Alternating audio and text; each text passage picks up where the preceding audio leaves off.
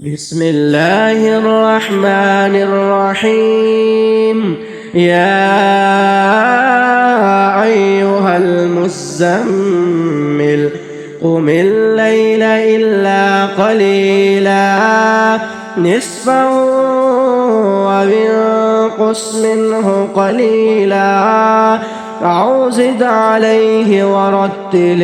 القرآن ترتيلا إنا سنلقي عليك قولا ثقيلا إن ناشئة الليل هي أشد وطئا وأقوم قيلا إن لك في النهار سبحا طويلا واذكر اسم ربك وتبتل إليه تبتيلا رب المشرق والمغرب لا إله إلا هو فاتخذه وكيلا واصبر على ما يقولون واهجرهم هجرا جميلا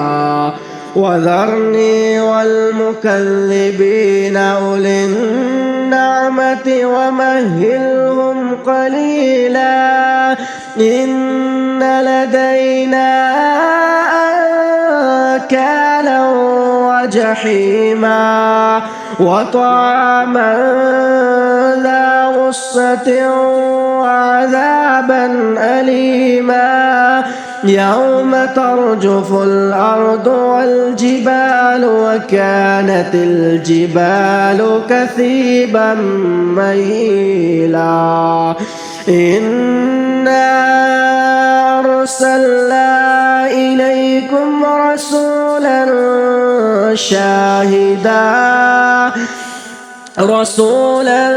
شاهدا عليكم كما أرسلنا إلى فرعون رسولا فعصى فرعون الرسول فأخذناه أخذا وبيلا فكيف تتقون إن كفرتم يوما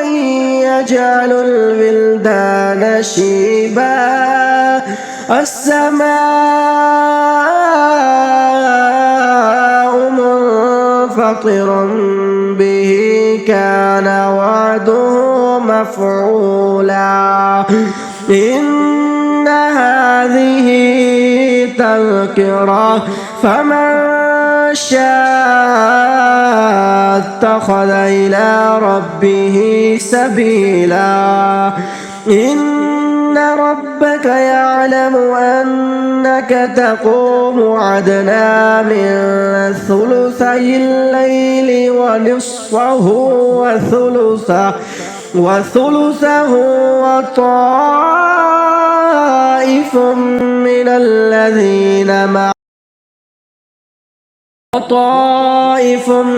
الذين معك والله يقدر الليل والنهار علم أن لن تحصوه فتاب عليكم فاقرؤوا ما تيسر من القرآن علم أن سيكون منكم مرضى وآخرون